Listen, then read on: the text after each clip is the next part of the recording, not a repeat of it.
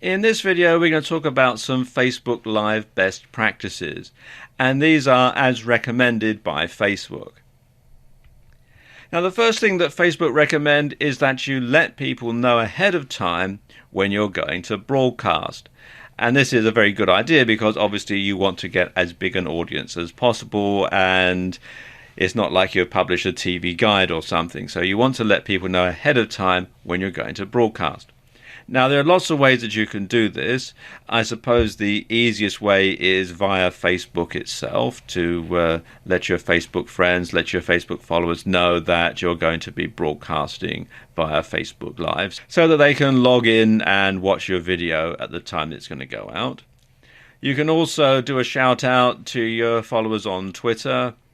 And if you're aiming at a business audience, then probably making a post to your followers on LinkedIn would be a good idea as well. Something else that you can do is to send an email to your list, of course, just like you would if you were holding a webinar or something like that. You would send an email to your list to let them know, and you can do that for Facebook Live and encourage them to sign up. And of course, you should post the date and time on your blog so that your blog followers can tune in. And also anybody who happens to find your blog through an internet search can also log in and find out when your broadcast is going out. You should also go live when you have a strong connection. Now, Wi-Fi tends to work best. But if you can't find a nearby network, then you'll want a 4G connection. Now, I know that 4G isn't available everywhere. In most countries, it's available just in large cities. But if you can find a 4G connection, then that's great. Otherwise, you'll want to have a Wi-Fi connection to stream that. And if you have a weak signal, the Go Live button will be grayed out, and you won't be able to broadcast. So you want to make sure that you've got that ahead of time before you start to do your broadcast. When you're planning when you're going to do it from, you want to make sure that it is somewhere where you're going to get a nice strong signal. You also want to write a compelling description before going live. And a great description will capture fans' attention and help them understand what your broadcast is all about. And that means they're more likely to watch it right through to the end, and they're more likely to hear your message in its entirety.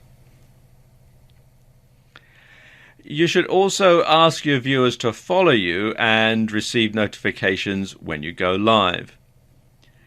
So call out that your audience can tap on the follow button on live videos and videos that were live, and then opt in to get notifications the next time that you go live. So again, it gives them more notifications so that they'll know ahead of time when your broadcast is going to go out.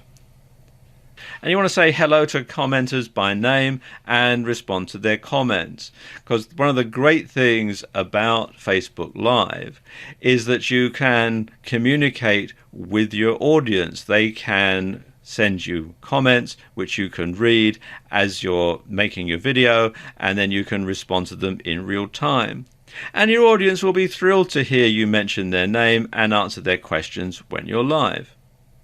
And you should broadcast for longer periods of time to reach more people. Because the longer you broadcast, the more people are likely to discover you, and they're going to invite their friends on Facebook to watch the video. Now, Facebook recommends that you go live for at least 10 minutes, and you can stay live for up to 90 minutes. So you've got a lot of scope there, a lot of time that you can use. And finally, Facebook recommend that you be creative and go live often. So you can try different types of broadcasts. Try giving a talk to camera, try giving a webinar, or a live-inar, really, I suppose you could call it, over Facebook Live. You could try a how-to. Lots of different things just to keep your audience interested, to keep them coming back for more. Don't do the same thing over and over again, because that's just going to be boring. And you should go live frequently to keep your audience engaged. Out of sight is out of mind, so you want to make sure that people keep coming back for more and that they see something that's going to interest them every time. So there you go, just a few Facebook Live best practices.